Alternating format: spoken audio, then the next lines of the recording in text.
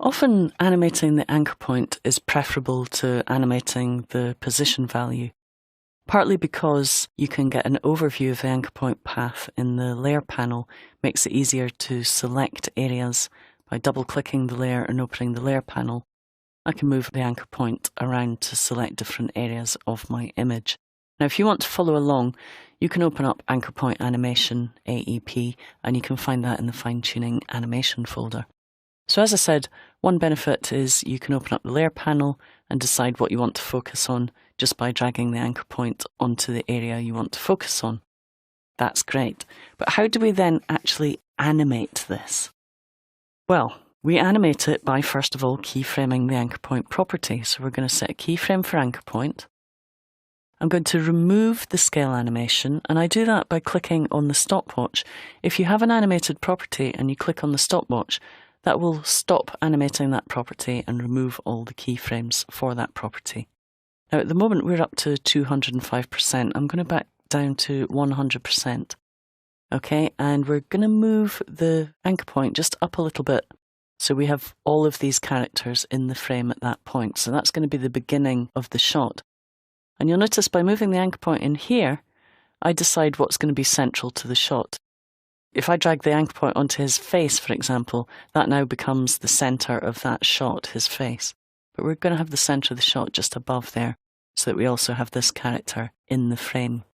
Okay, so to animate it, as I said, I set a keyframe, and then I'm going to move to the end. And all I need to do is just drag my anchor point over to where I want it to finish, which is on this crowd scene here. And the keyframe is automatically generated. And of course, After Effects does our tweening, works out all the steps in between. Now in the layer panel, I can see the path that's been created. And at the moment, it's a straight path. But I might want it to go past all of these people's faces. So maybe giving it a slight curve would achieve that. Now it's moving footage, so I can't be guaranteed that they will be in the same position throughout the whole shot. So I really do need to keep scrubbing through and just checking that everything's in the right position. I think that's a little high, so I'm going to drag it up a little bit and just put a slight curve in there. Now at this point, you'll notice that the main character here gets his head cut off. I could continue adjusting the curves to try and get him in the shot, but if I get him in the shot, I'm going to lose them out of later frames. So I'm not going to do that. I'm going to pull the handle back down, and what I'm going to do is create another keyframe.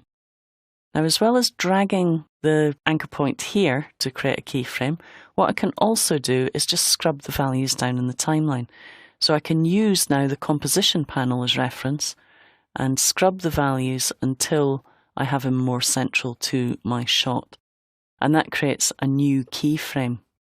Okay. Now that can be problematic. It can stop the playback being as smooth by having an extra keyframe in there, but we're going to learn ways of smoothing out the timing of keyframes a little bit later, so I'm not going to worry too much about that. All I'm going to think about is whether or not I have people's faces central enough to my shot. Now at this point, I'd like them to be a little bit more central, so I'm just going to drag that down a little bit so that we have more of a curve in there. And I'm just going to preview it. Now you'll notice, because that was my active window, when I hit RAM Preview, it started previewing that window.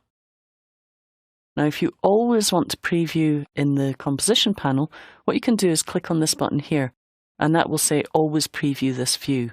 So now when I hit RAM Preview, it's always going to preview in the composition panel. Okay, if you want to see how the RAM Preview looks in the layer panel, you can deselect that and select the same button in the layer panel, preview it, and that way you can see how it looks without any of the effects applied. Now, if I want to see how it looks with maybe one effect applied, so maybe with my warp stabilizer, so once I've adjusted my anchor point path, I might want to see how it looks like reframed by the warp stabilizer. You'll notice that gives it a slightly different framing. So I may need to just check my output, make sure it still works. Okay, so I check it in the layer panel. If I'm happy with that, I check it in the composition panel. Now it has reframed it. You'll notice that at the beginning, we get slightly cut off. Okay, so at the beginning here, this character is just slightly getting cut off. So all I'm going to do is just make an adjustment to the anchor point setting just to bring him into frame a little bit more. And of course that's going to update immediately. Okay, so from a very wide shot of a crowd, we've created a much more intimate shot of the individual characters reacting individually to whatever the good news is that they've just heard.